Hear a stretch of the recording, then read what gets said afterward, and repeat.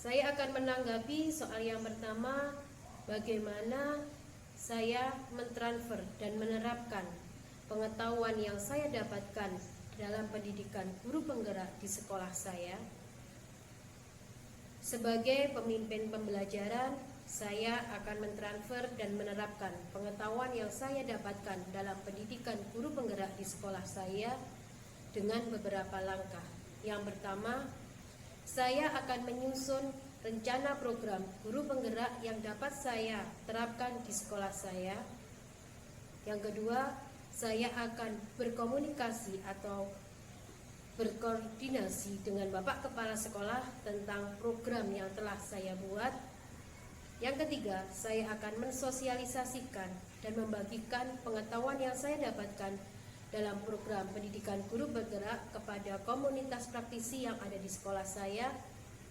Yang keempat, saya akan mengajak rekan guru dan komunitas praktisi yang ada di sekolah saya untuk berkolaborasi untuk menerapkan prinsip-prinsip pengambilan keputusan sebagai pemimpin pembelajaran yang saya dapatkan dalam modul 3.1 secara efektif dalam sekolah saya. Siapa yang akan menjadi pendamping saya ketika saya mengambil suatu keputusan atau menjalankan pengambilan keputusan? Yang pertama adalah rekan sejawat yang saya gunakan untuk berdiskusi apakah langkah yang saya ambil itu sudah tepat atau betul. Kemudian yang kedua adalah kepala sekolah yang saya gunakan untuk memberikan saran atau masukan tentang langkah atau keputusan yang telah saya ambil. Yang kedua, saya akan menentukan paradigma apa yang akan saya gunakan untuk menyelesaikan kasus yang sedang saya hadapi. Secara umum, sesuai dengan modul 3.1 pengambilan keputusan sebagai pemimpin pembelajaran, paradigma yang bisa kita gunakan yang pertama adalah paradigma individu melawan masyarakat. Yang kedua, paradigma rasa keadilan melawan rasa kasihan.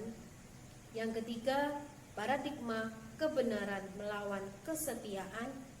Yang keempat, paradigma jangka pendek melawan jangka panjang. Kemudian langkah yang ketiga, saya akan menentukan prinsip apa yang saya gunakan untuk menyelesaikan suatu permasalahan.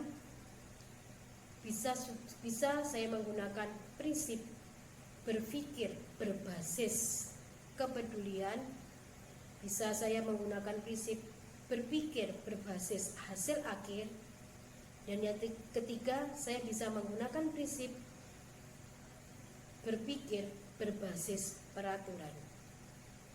Kemudian langkah selanjutnya, saya akan menggunakan 9 langkah pengambilan keputusan sebagai pemimpin pembelajaran. Yang pertama, saya akan menentukan nilai-nilai yang bertentangan pada permasalahan yang sedang saya hadapi. Yang kedua, saya akan menentukan siapa saja pihak yang terlibat dalam kasus tersebut atau permasalahan tersebut. Yang ketiga, saya akan menentukan fakta-fakta yang relevan dalam permasalahan tersebut. Yang keempat, saya akan melakukan uji benar atau uji salah dengan berbagai uji. Yang pertama, saya akan menentukan dengan uji legal, yaitu apakah permasalahan tersebut melanggar aspek hukum. Yang kedua, uji regulasi, apakah permasalahan tersebut melanggar aspek peraturan atau kode etik. Yang ketiga, uji intuisi yang menentukan apakah ada yang salah dalam situasi tersebut berdasarkan perasaan dan intuisi. Yang keempat, uji publikasi, yaitu menguji perasaan bila keputusan yang saya ambil ditertulis pada halaman depan koran. Yang terakhir adalah uji panutan, menentukan keputusan apa yang akan diambil oleh idola atau panutan saya jika beliau menghadapi kasus yang sedang saya hadapi. Sedangkan langkah yang kelima, menentukan paradigma apa yang saya gunakan untuk kasus tersebut. Yang keenam, saya menentukan prinsip apa yang saya gunakan untuk kasus tersebut. Kemudian, saya menentukan penyelesaian alternatif untuk penyelesaian permasalahan tersebut atau biasa disebut dengan investigasi opsi trilema. Kemudian saya yang ke-8 menentukan keputusan yang saya ambil, dan yang ke-9 melihat kembali keputusan dan merefleksi keputusan yang telah saya ambil. Penerapan pengambilan keputusan akan saya terapkan ketika saya atau rekan sejawat menghadapi suatu studi kasus dilema etika. Saya akan langsung membuat jadwal rencana pelaksanaan dengan menerapkan 4 paradigma, 3 prinsip pengambilan keputusan, dan 9 langkah pengambilan keputusan sebagai pemimpin pembelajaran.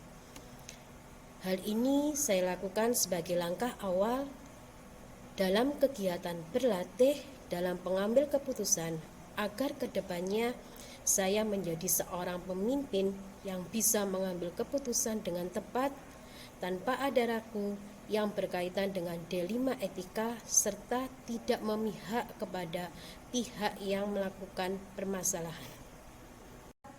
Siapa yang akan menjadi pendamping saya ketika saya mengambil suatu keputusan atau menjalankan pengambilan keputusan?